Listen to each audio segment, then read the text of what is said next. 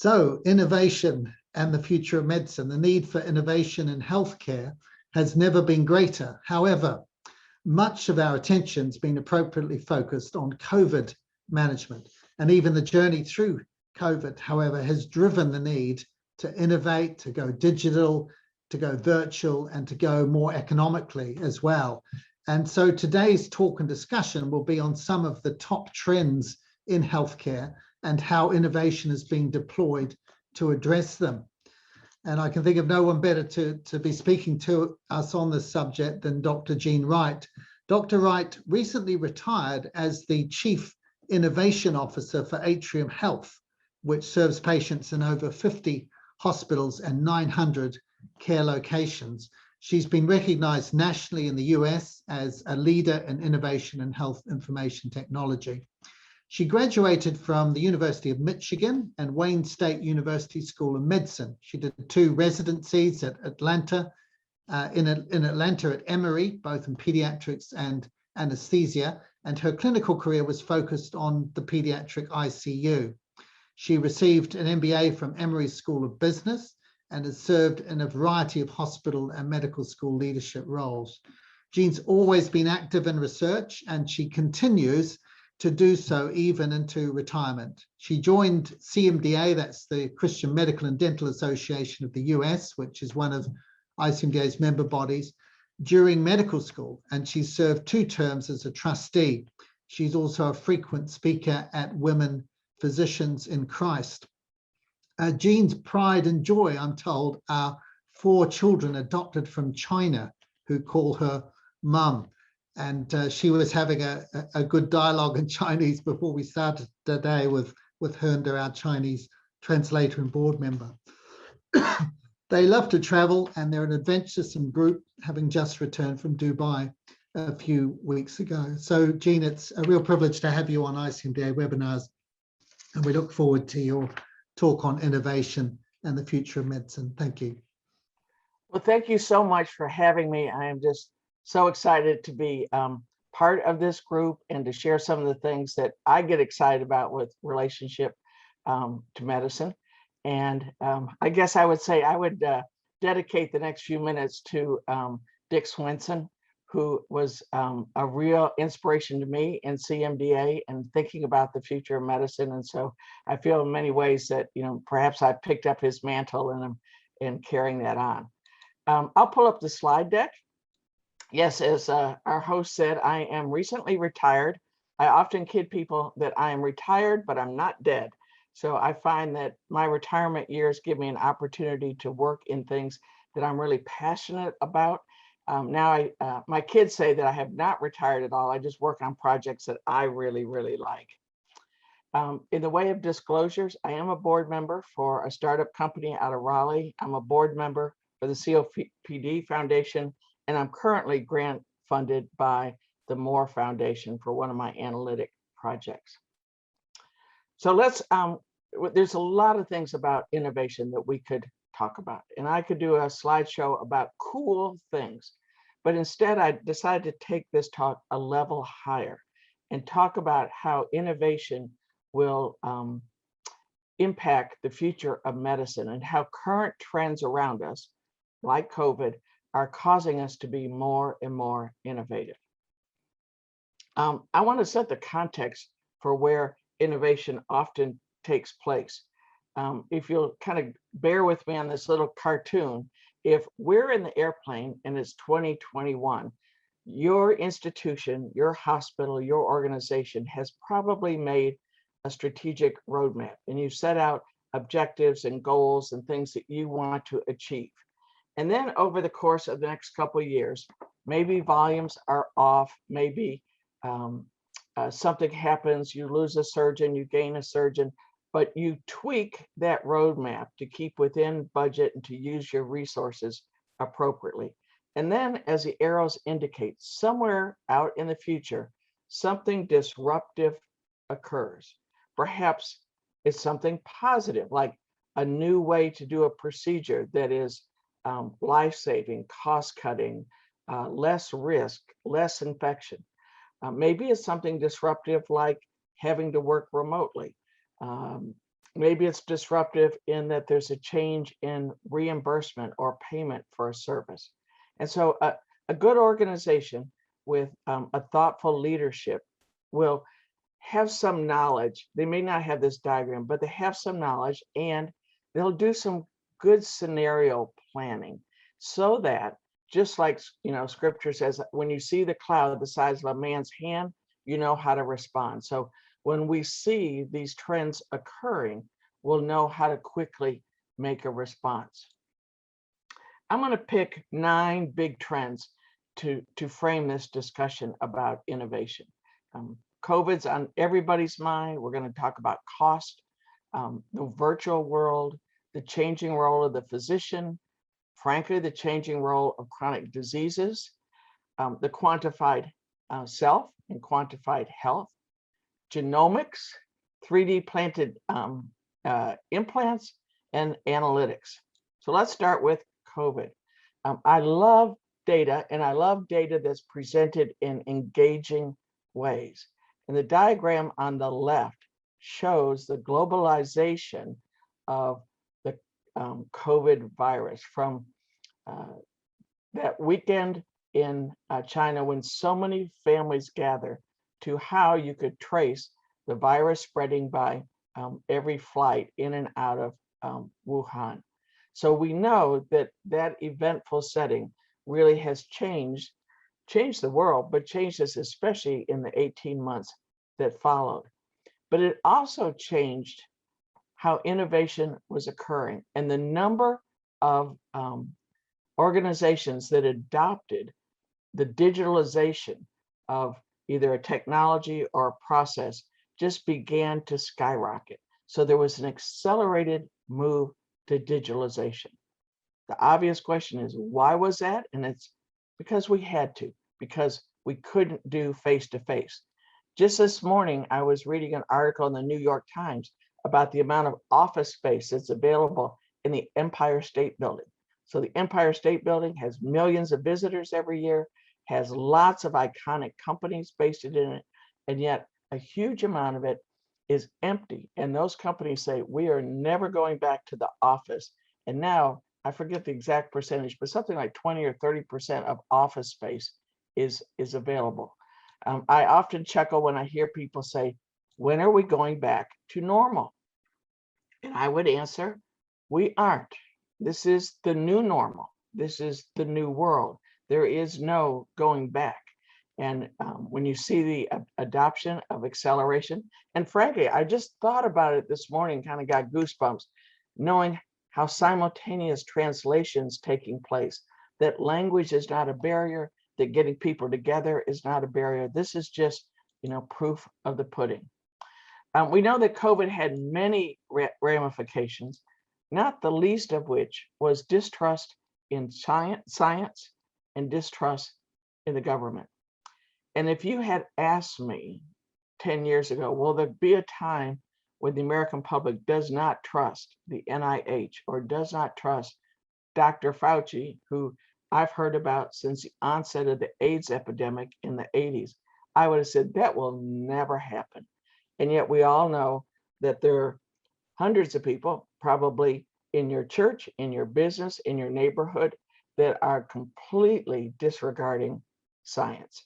And I think that's a challenge, maybe outside of the scope of the innovation talk, but we do know that there's good ramifications of COVID in terms of the ways that we've adapted, but there's also a host of negative ones. There's hardly a day goes by that I don't see a physician post about how worn out they are, how angry the patients are, how every conversation is a confrontation. And so there's seen and unseen ramifications. But there's also some creativity that comes with this. Perhaps this is your most recent staff meeting. No, maybe this is your most recent church gathering. No, actually, this is a rock concert that my daughter attended. And it does show you that necessity is the mother of invention. And so they found a way to put all the attendees in these little bubble wrap containers with their own speakers and keep them separate from everybody else. I don't know that this is around to stay for a long time, but I often say to have a good idea, you have to have a lot of ideas. And although people will say, oh, to be an innovation, you have to embrace failure. The reality is you have to really embrace failure. You've got to try a bunch of crazy things like this before you get to something that will work over the long haul. And most of us as physicians, dentists, clinicians, we've been trained to be conservative. Wait till the data's there. Wait till somebody else does it. I know early on in my innovation career, I brought this idea to our senior leadership at our system. Now, I wasn't proposing something medically risky. I was proposing a change in process, but it was still radical. And the senior leadership said to me, well, who else has done this? And I said, well, no one. That's why it's called innovation. So you've got to be willing to get out there and try some things that some others haven't. The second impact, and this comes directly from COVID, is that of cost. I speak to startup companies every week. And one of the things I always say to them is if your new idea, if your new invention, if your new process doesn't take a big chunk out of the cost structure, you will never get the senior leadership to listen to it. We know that during the time of COVID, hospitals, surgical centers, many procedural-based locations lost a lot of money. They turned away cases that they thought could be postponed. Well, some of those came back, but some of those were essentially lost revenue and lost care, forever. Much of that money is not coming back. And so hospitals are reeling as they're trying to figure out how do we make up for this deep scoop that went into our reserves and took out millions and millions of dollars. Although the US government did have a plan for repaying the cost of COVID care, most institutions would tell you that the cost was not fully recouped by the payment plan. Frankly, because we weren't prepared to staff so many ICU beds. And we all know when you staff ICU beds, the care goes to one-on-one or one-on-two. All of a sudden, your labor costs are different, your supply costs are different, your pharmacy costs are different, and organizations were not prepared for that. We also know that during COVID, the behavioral health concerns, both of the patients, the families, frankly, our staff, have added to the cost of care. And no one saw that coming when this epidemic first appeared. We know right now that nursing and general labor workforce is being reduced because of burnout. I was listening to a podcast yesterday, and a particular hospital feels that they are down about 40% of their hourly workforce. Well, frankly, I'm innovative, but I don't know how you staff a hospital with 40% fewer caregivers. And that's going to require some creativity, some innovation, some reassignment of job roles that most of us have never thought about. On the supply chain side, we suddenly saw, both as a country and globally, that what's the phrase? The pig was stuck in the python, right? There may have been factories out there making PPE, making medications, but it was way too slow. And we could not get those supplies and those medications to people, to patients, to hospitals quickly enough. And as a result, financial scalping took place. The prices went through the roof on many things until the government, at least our government, kind of blew a whistle on it and said, you can't do COVID gouging. But the supply chain has been radically changed. And now countries are looking at, wow, can I be dependent on getting my supplies from another country? Maybe I ought to move this back to my own country, at least the emergency part. So I would say if innovation is going to advance at all, if you've got some new idea, some new process, some new device, it's going to have a serious cost reduction element to it to be successful and to get past the administrative level. Now, we all know that virtual everything is here to stay. A friend of mine is professor of pulmonary medicine at Columbia University, and he's a classically trained academic. And when he first met me a couple of years ago, and I was into analytics and doing things virtually, he was not fond of me. In fact, he told me, I don't like you. And it's good that I had some thick skin. And he said, and I don't like your ideas. I want to give care directly. I don't want to use analytics. And he was pretty much stuck in his mold. 2 years later, we were on a call, and he said, I want you to stay after and let's chat. And he said, remember how I told you you were wrong? And I said, yes, I also remember how you said you didn't like me. And he said, well, I like you, and I never thought I could do pulmonary medicine as well as I'm doing it remotely. Well, he was in the in the New York hospital that was like overtaken like a tsunami that first weekend when COVID hit the United States shore. And he said, we went from 6 patients with COVID to 600. And he said, now I can see some of my most chronic patients once a year in person, listen to their chest, get their pulmonary function test, and do everything else remotely. So I know if he can change, so many of us can change, and so many of you have already changed. We've seen counseling go online. We've seen lots of startup companies like Teladoc really step in and provide a wealth of services, from primary care to access to specialty care to chronic home monitoring.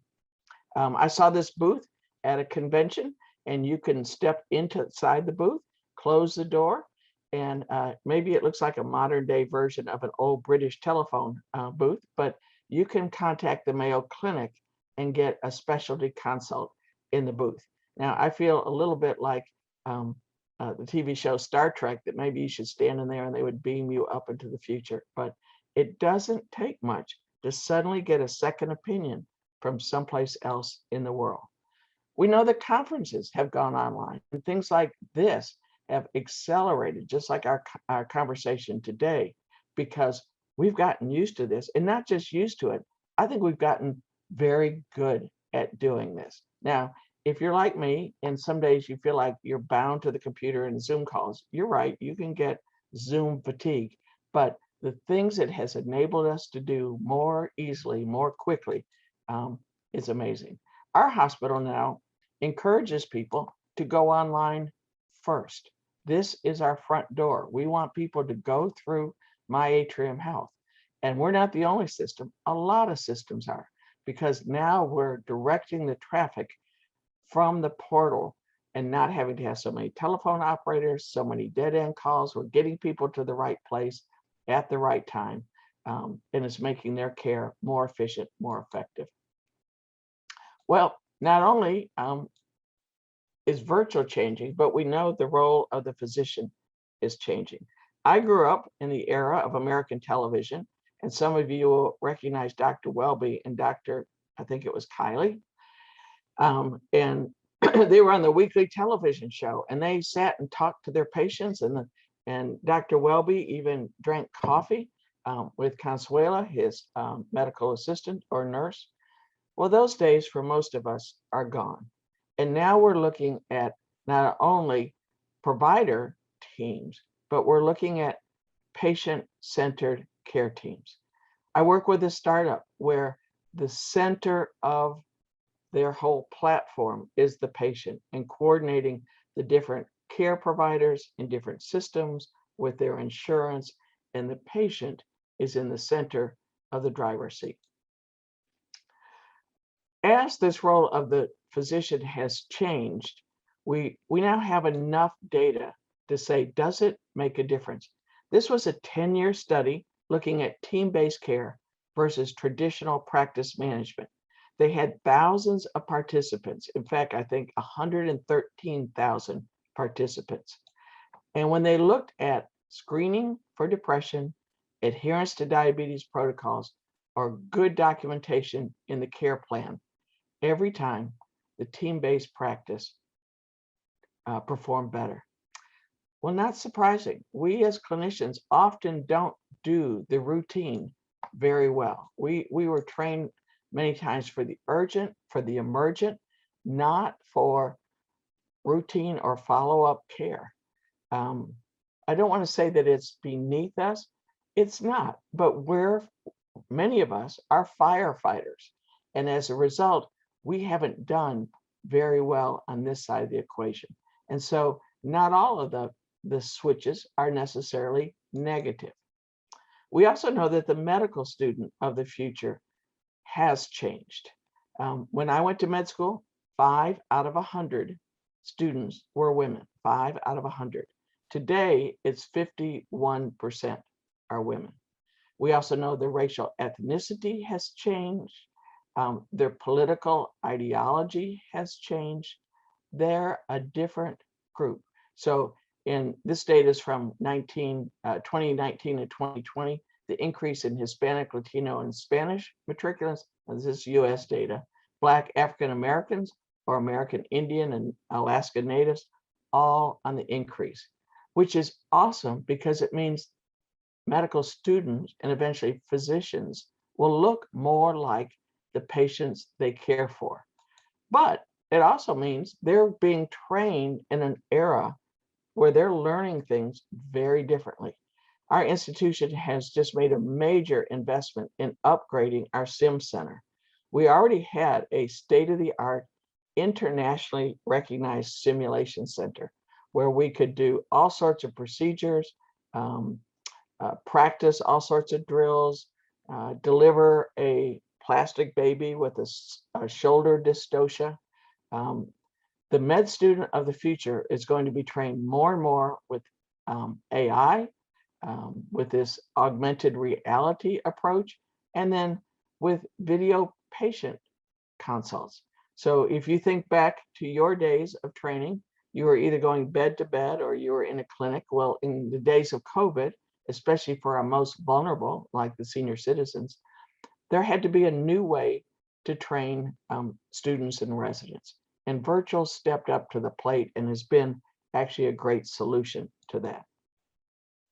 We also know that there is a change in disease prevalence. This is one of the areas that my innovation team spent about 10 years working on. We didn't work on treating the illness. We didn't work on the causes of the illness. We worked on how is our system going to be able to handle this many people. So here we are at 2020. This is worldwide. By 2040, just 20 years from now, nearly a doubling of that. Now, I work with hospital administrators a lot of times, and sometimes they just don't get it because they're not in front of the patient. They don't see it. And so we used a visual that showed our football stadium, American football stadium, and how many people could sit in that stadium. And then we said, in 20 years, we need 2 stadiums to handle all the people with Alzheimer's in Charlotte, North Carolina. And right now, well, when we first made that presentation, we only had 1 physician in our whole system that was specialized in geriatric care. So when you think about innovation for your hospital, it's not just medical devices. It's not just cool new meds or cool new procedures. It's thinking about how do we pivot to care for patients like this. My own sister has Alzheimer's, and this has hit home to us. In fact, even in speaking with her own neurologist, he realizes, because he came in and helped us with some of the innovation, what these families need to know when they get diagnosed, what they need to know, especially because it becomes a caretaker disease, and then, how to project into the future the support people will need. So look down here, 2050, I hope to still be alive, although I'll be 97 years old, and I'll probably be one of these people out here. But the number of people that'll have late stage Alzheimer's will really skyrocket.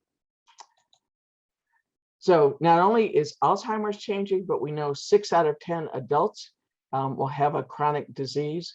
4 out of 10 have 2 or more. So I look at startup companies and they'll say, I have a great app or approach, let's say to stroke. And I'll say, well, what else do you have? Because people rarely have one. They usually have two. If you have COPD and heart failure together, how do you manage the two of those together? So we're going to see, as this complexity of chronic diseases increases, our need for new inventions in this space will need to increase. We also know, and this is be recurrent in this theme, that the mental health symptoms so increased during COVID. So if you were seeing somebody for diabetes, you were probably also seeing them for one of the mental health conditions as well. Now, let's talk about the digital or quantified self. Almost everybody now has some sort of device, either at their home or on them. In fact, recently, I enrolled in a study where I'm being followed to see if I develop AFib. And so they said, if you participate in the study, you can have an Apple Watch at a discount. The only rule is you had to have it on all the time for 2 years. And you can see I already took it off right now for this talk. You sign up, and then if your heart goes into AFib, they send an alert, like to you, to your phone, to somebody that cares about you so that they can know. Well, my alert went off one morning, and it went off to me and to my friends, and it said, last night, your heart rate dropped dangerously low. And I was kind of concerned about that. And they said it was like 39. And I thought, whoa, that's way too low. Come to find out, I had actually taken my watch off before I went to bed. I laid it down, and the dog you see in the background laid on top of it. So make sure if you're measuring yourself, you're actually measuring yourself and not your dog.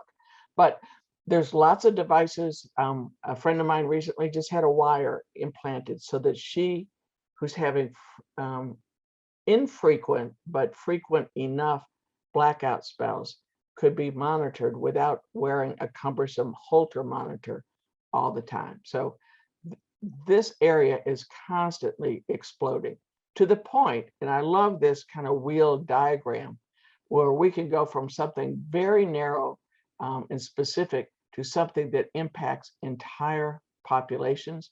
We see in pregnancy, behavioral health, weight, telehealth, you name it, there's an explosion in the digital world, even in the payment and the ranking of physicians.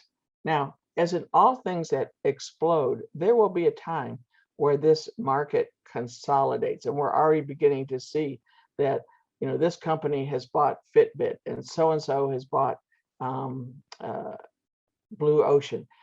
All those things will occur. So I can't, in good conscience, say, well, Sherpa is definitely going to play out above Doctor on Demand, but they're well worth watching, and then watching with maybe a bit of let's see how this plays out. But this whole market of the digital quantified self is just on an explosion.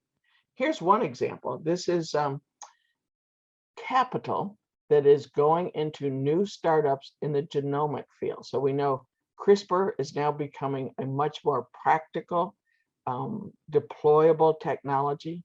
One of my favorite areas is pharmacogenomics. I'm going to preach here for a second. I really don't think a behavioral health patient should be started on medication without having a genomic profile done, so that you know which of those meds they're going to respond to. That's just my personal message, because at least in the US, most behavioral health patients spend $400 out of pocket as their doctors tweak and turn trying to find the right admixture of meds. We also know cancer has always done very well on the leading edge of genomics, and they have gene-specific disease therapy.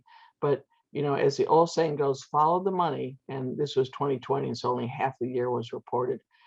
There was record-breaking capital in biotech with 150 billion invested across this market. So when you see that kind of money flowing in, you can be assured that there will be new inventions, new innovations coming out on the other side, to the point that I think our schema of how we look at healthcare will be something like this diagram. If you start at the bottom right, what's your genomics? Myself, my kids, we've all had our 23andMe. We know who likes asparagus, who doesn't like cilantro. Frankly, that's how I found out I was a carrier for alpha-1 antitrypsin, the COPD gene. I'm also the person that if you would give Dilantin to me, I would develop a Stevens-Johnson reaction and slough my mucosa.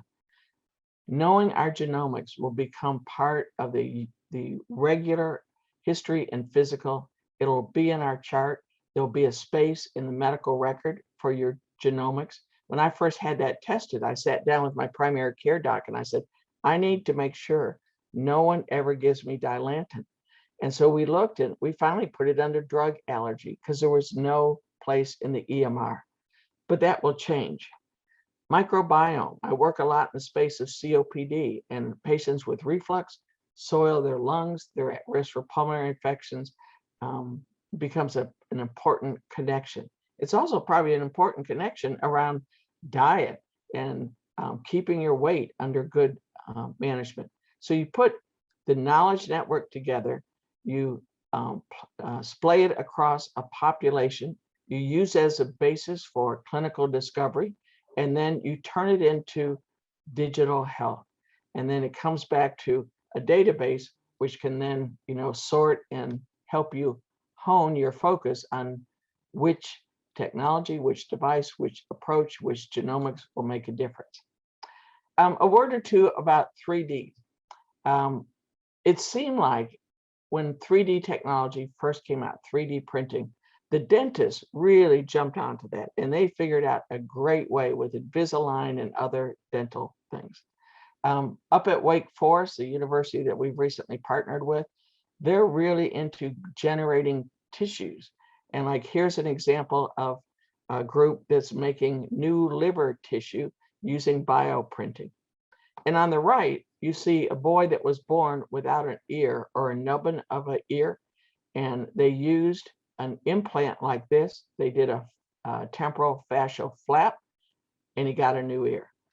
This is near and dear to my heart because my son has had 2 of these made. My youngest son has bilateral macrotia and oral atresia, and he now wears 2 ears that look like this. He still hears through assisted devices, but he's no longer picked on as a funny looking kid at school. Lastly, a word about analytics, and then we'll open to questions. I love good data. I think good data presented well is overwhelming.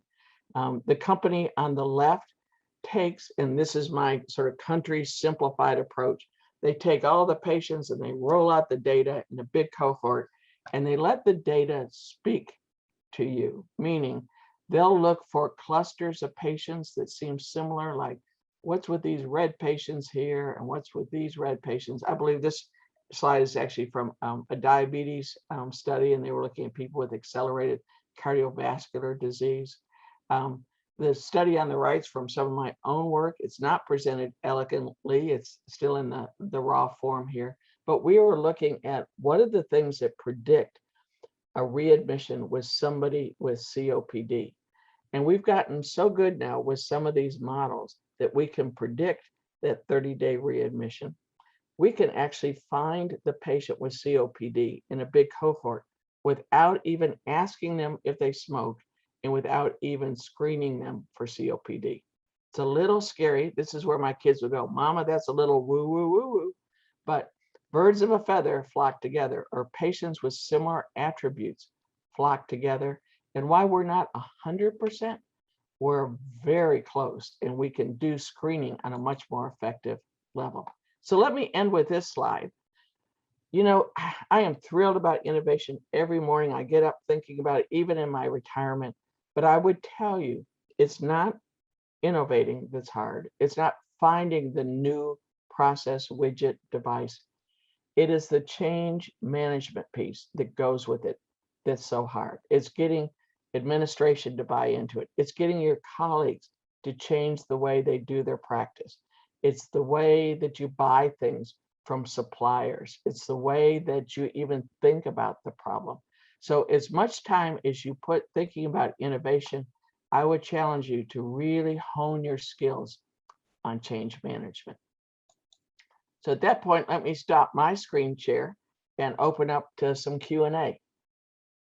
Thank you very much. We've been listening to Dr. Jean Wright speaking to us on innovation and the future of medicine. I don't know if you're like me, that you're seeing all this stuff that's completely blowing your mind, not just the amount of change, but the speed of change. Yes. And the number of things that are coming up on the horizon that are going to be with us very, very quickly. And of course, all incredibly enhanced in its speed of arrival by COVID and the adaptation that we've been forced to make.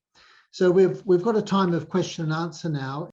So Jean, the first question is from Angel Wang, who I can tell you is originally from Taiwan, but working as a healthcare missionary in Burkina Faso in West Africa, one of Africa's poorest countries. And she's saying it's very clear that where innovation in the future of medicine start, but what about developing countries? What's your view with these medical developments? And she says there are real difficulties of even training medical students in the context where she is. So perhaps could you make some comments about maybe equality, accessibility, cost, how this innovation could bring the good effects that you've been describing in resource poor areas? Right. I don't want to simplify the answer because you're definitely in a difficult spot, but I think this is one of the places where, access to YouTube, access to online education begins to level the playing field. I've raised 4 children late in life, and I am addicted to things like Khan Academy. I'm addicted to almost any YouTube video where I can learn how to do something. I think because there's been progress in those platforms, that there's an ability to do med school in a very different way, and we're not so dependent on just the one-to-one or the one faculty member with 3 or 4 students. Now, we all learned in that way, at least those of us with gray hair. But it's not necessarily the best or the most effective way. And I think this movement to virtual education is going to, provide a real a breakthrough in an access to care that levels the playing field around the world. There's a person who I'm very fond of his writing. His name's Ifoso Ojomo, O-J-O-M-O. He's at Harvard Business School. He's from Nigeria. And he was trying to crack the poverty question and how innovation could help the poverty question. I'm hoping to drag him into some of our thinking around CMDA and those of you in mission hospitals. He's a great guy, but one of the things he said is early on in his career, he thought, oh, I can crack poverty if I just go build a well. Well, when he went and built a well, then they needed well maintenance companies. And then the well broke down and they didn't have these. And so they couldn't maintain the well. And one of his first breakthroughs came through in an area where they made a factory instead and started creating ramen noodles. And the factory built an economy and things, fell out from that. So he's one of those very forward thinkers about how to innovate in a resource limited world. But I see hope actually for those locations because of the internet access. I don't think it'll be very long before some med school is completely offered all online. Why do I think that? Because Harvard has had Harvard, they call it HBS subscript X. There's about 20 universities that are really trying to get very, very good in that space. And so it's just a matter of time before the med school part comes along. And look, we're learning how to get CME training. It may not be how to do a procedural skill, but we have an augmented reality device at our home. And when I put that thing on, I can get a very closely simulated experience to many things.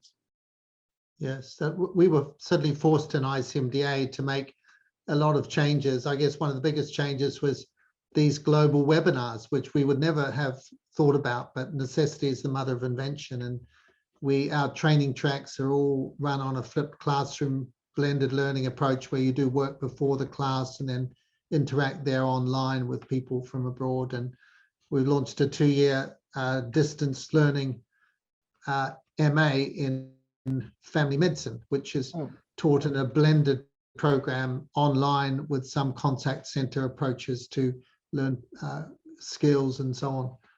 If listeners are interested in medical education advances, particularly in the developing world, there was an excellent webinar a while ago by the principal of Christian Medical College, Vellore in India, where they're real world leaders in this area. Another question on issues of equality, Jean. Selma Fahmy, who I think is working in a predominantly immigrant suburb of Stockholm in Sweden, and she's asking, do you see any weaknesses with the drive to virtual and digital care? Are some groups excluded? And she's saying, such as elderly or patients that can't read the language or not used to using digital platforms. If we're moving to a patient-centered model where everyone's around the patient, what about those patients who are not able to get access in the same way? How is innovation going to help them, or what are some of the ways around those inequalities? Yeah. I do think there is a risk. There's always a risk of the marginalized. One of the projects that we have been working on is how to provide pulmonary rehabilitation, which is mainly exercise, to people with COPD, because they can't all go to a pulmonary rehab facility. Maybe their insurance doesn't cover it. And it's generally older and weaker patients. And we found almost everybody has a phone. And if we could make it app-based and make it so simple on a device that it could give them instruction they could follow, we could maybe not completely eliminate that barrier, but we could reach a lot more people. Some of the programs, I think, if you start with either a case manager or a homebound nurse, or start in the facility and train people how to use it, once they go home, they can follow up. But you're right, some people are digital natives, but I find very few are staying that way, especially if you make it mobile phone enabled. Yeah, that's fascinating. We had a missionary friend, medical missionary friend, staying with us last weekend who works in the outback of rural Chad with a people group who are largely illiterate, 15% literacy, but they've all got mobile phones. And so they're putting the Bible into an app which they can then listen to. So it's a predominantly oral culture. And I was astounded by that you have the very and latest. If I'm not mistaken, I think Chad has been one of the experimental areas for Microsoft, where they provided like free internet for the country. So internet's going to be ubiquitous, and then putting it on a phone, you're right, you can skip over reading and get right to that. And it doesn't all have to be programmatic. You can still do that face-to-face connection. Like right after this call, I'm having a conversation with some good friends of mine from Las Vegas. They used to live here. They followed their grandchildren to Las Vegas. Somehow people always follow the grandchildren. And we're going to connect right on Zoom so we can see each other's body language.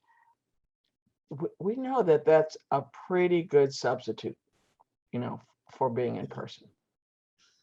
So Sherry Falkenheimer, who you may well know from CMDA, heads up Medical Education International, she's asking a question about how do you see the future of CME, continuing medical education, to help those already in practice to keep up on genomics and other technology that's developed subsequent to them being trained. All of us, particularly the older generation, are being constantly de-skilled, aren't we, by new developments that we never learned about at medical school.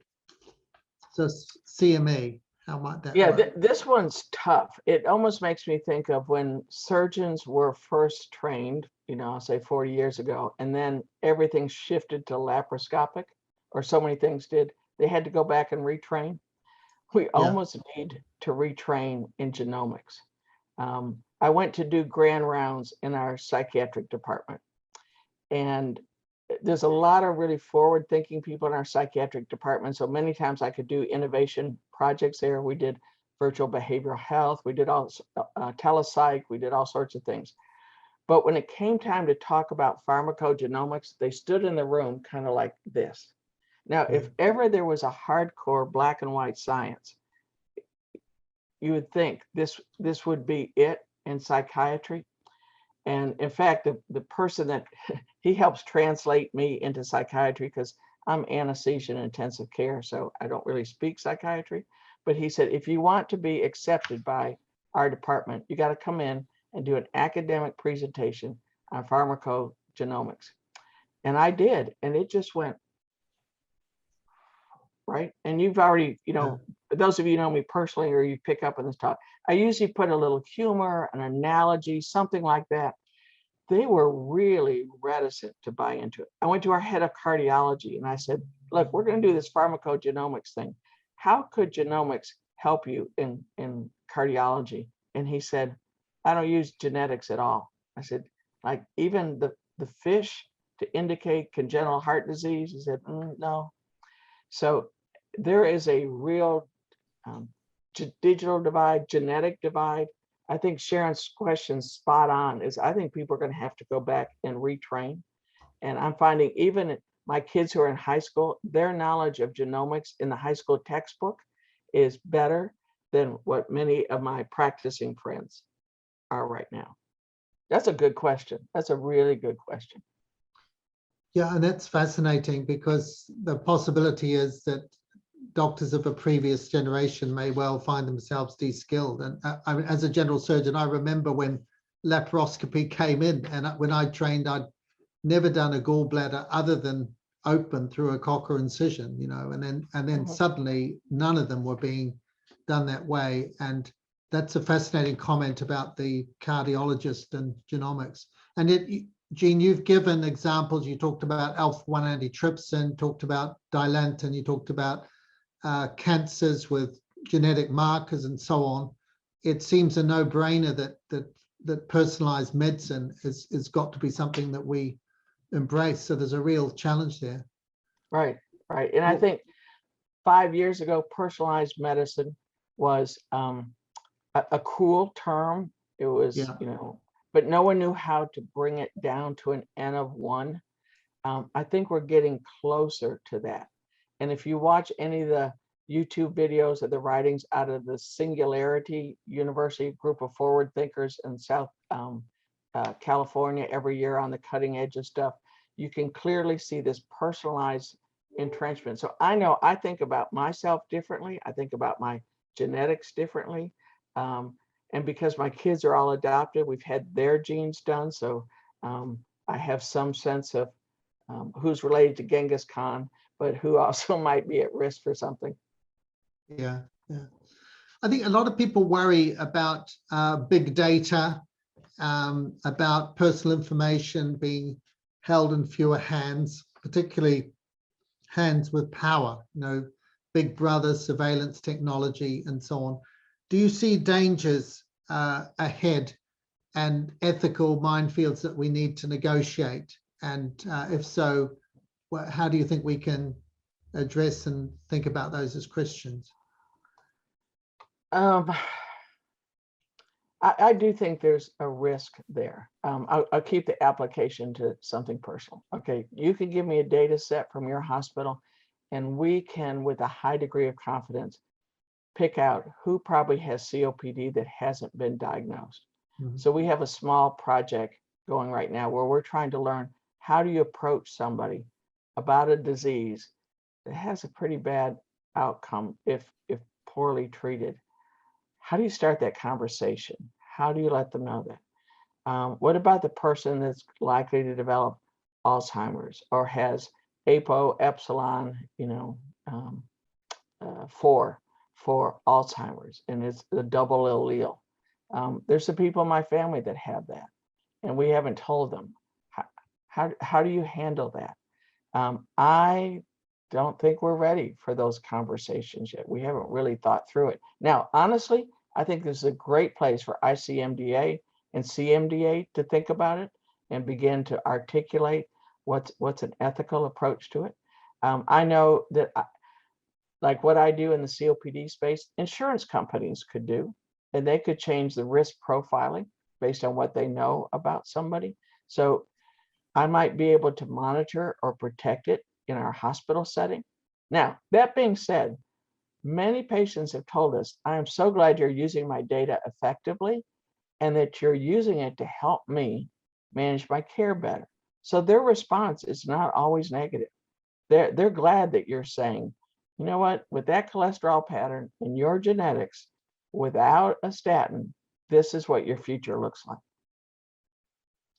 Yes, and I guess if the data is in the hands of someone powerful and benevolent, then it's going to be for our good. I guess it's more in regimes or jurisdictions where that's not the case and where information about you might be used against you, if you know what I mean, I guess. So there's all those issues of confidentiality and so on. Right. There's a question here, Roma Hein, who's the leader of the national movement in Myanmar, and she's saying, I just cannot imagine how we can get all that stuff here, you know, and I think we've got listeners from all over the world.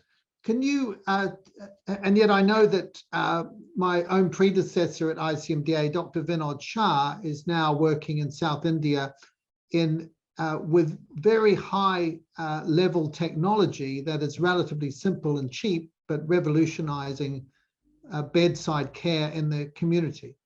So could you just perhaps talk a bit about, is it all overwhelmingly expensive and inaccessible, or are there innovations which are going to really change medicine that are relatively cheap and will be available for those in resource poor communities and countries? Wow. It's a big question, but maybe just— I wish I had a good answer for that one. I don't, although I do belong to an innovation network that's global, and a lot of us talk about reverse innovation or frugal innovation, where we will purposely try to solve a problem in a resource limited area and then scale it to other places. Sometimes there is an advantage because many of those places will have a single payer system, and that allows you to do some things in terms of whether it's screening or deployment or population health, that being in a market-based economy like the US, we kind of stumble upon who's making the money from it. I think there's hope for that, but unfortunately, many of the medical device companies and pharma, right, are still market-driven. So they're not trying to face what are the biggest problems in America or what are the biggest problems globally, because if they were, they'd be working on Alzheimer's, COPD, diabetes, instead of, you know, a rarer disease. I recently saw something that the NIH is going to relook at where it distributes its investments in research based on the burden in the population. So there might be some diseases, and not that we don't want people to get great care, but you've got a huge population that's struggling with things. So I think that's a huge question. I think people like Ufoso would probably be better at answering that sort of thing. But I think here's one more place, right, for ICMDA to, you know, maybe we serve as consultants to some of those locations. Some of us who are retired, we have the liberty of traveling at different times, you know, tap into us and we'll step up to the plate. Well, there's an amazing offer from Jean if you're listening, to get help with this kind of thing. I was struck by your comment about what the real barriers are right at the end, and you said it's the real difficulty is not so much the innovation itself, but the challenges of getting it implemented. How do you persuade administrators? How do you persuade colleagues who somehow can't see something on the horizon that's going to make their lives and their provision of care much better in the future? But what have you learned in terms of advocacy as an innovator? What are the best ways of persuading people whose minds might be closed to new technologies? I think a lot of it actually relates to even our position in faith. You know, relationships, be winsome. Don't take the rejection personally. It's really because somebody's, eyes are blinded and they don't see it. We use a lot of humor I ran a 12-person innovation team, and we kept the atmosphere or the dialogue very light so that no one got, defensive or in a corner. There's a lot of skill sets that you can deploy to help people, get to that next step. I was explaining to my kids the other day, because they're just finally old enough now to really learn innovation. And I told them we were going to build a new endoscopic unit, and we had an empty floor of a hospital building that had never been built out. And so when it came time to really envision this, the architects drew it up, but we built it out with cardboard, and then we walked people through it and they could see it. And then we brought in stretchers to see how that worked. And we brought in patients to see how that worked. We did a similar thing one time about washing equipment in the newborn ICU, because those isolettes have lots of nooks and crannies. And the people that wash it were the last people whose opinion anybody ever asked. Yeah. So we brought in the equipment washers and we built around them. And at the end of the day, we brought in all the senior leaders to take a look. We even made a physician try to wash one of the pieces of equipment and demonstrate how hard it is to do it. So you've got where the creativity comes, I think, is some of these acting things out. We would demo. In fact, for one team, we were trying to get them to understand how to build in a resource limited environment. And I had been involved with a project in Tibet. And I said, okay, we're going to decorate the room like Tibet. So we put up the flags and all those sorts of things. And we said, now we're going to design this psychiatric virtual care for Tibet. And so everybody did it and they had lots of fun, and we played Tibetan music and that. And then we said, now we're going to take the flags down and we're going to do it for Charlotte. What have you learned doing it for Tibet that will allow you to do it here? So that's why I say those change management skills, the how you lead people through change, really, really critical to getting them to embrace your idea. And then you've got to be content that, let's use a hockey or soccer analogy. It's shots on goal. You got to just keep trying, keep trying, keep trying. And eventually the person that kicks the ball the most at the goal will finally succeed. Yeah, that's great. So if you want to be creative with innovation, you've got to be creative with relationships, creative with experiences, creative in communication, creative in learning methods. And it's creativity across the board, isn't it? We've sadly run out of time, but I just wanted to ask you one last question. Jean, you've been a Christian believer since your student days. And so throughout your entire career, how has your Christian faith impacted and helped you in your work in this whole area? How's it kept you going, and how's God led you through this? Just it's a big question, but just a couple of thoughts maybe. I think the first thing that comes to mind is I spent the first part of my career as a pediatric ICU doctor, and it really drove home the verse that says, to God belong the issues of life and death. That as hard as we might try, and the best, especially if you're treating sepsis, which almost always seems hopeless. Yeah. You never knew who God was going to give back the gift of life to and who was going to die. I also learned that there weren't a lot of pastors or counselors back then that were comfortable in that environment. And so in many ways, I felt like this was my mission field. This was a place where I could go in and provide high tech, but also in doing so, provide high touch. I got a call this week from a 36-year-old patient who I treated when she was 12, and she'd looked me up on Instagram. And she said, I heard this story and I heard what you did in my life. And I almost felt like the story of the lepers, where they all walk away and one comes back and says thanks. So I think that first, lesson for me as a Christian was how to minister to people in that environment. Clearly, there are a lot of ethical issues, removal of life support, I had a family literally beg me to take their child off of life support when there was still,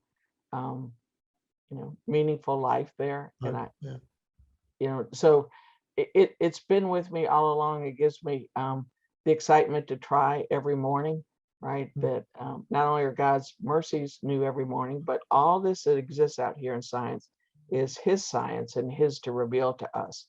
And I feel like every day I understand science better. I understand the majesty of God better. Yeah. Thank you so much. We've been privileged to listen to Dr. Jean Wright speaking to us on innovation and the future of medicine. So it just remains to me to say thank you again, Dr. Wright, for your time, for your example, for this inspiring talk, for informing us and challenging us, and to all to our translators and Josh for your hard work behind the scenes, and to all of you for joining us on ICMDA webinars. God bless you, and we hope to see you again soon. Thank you.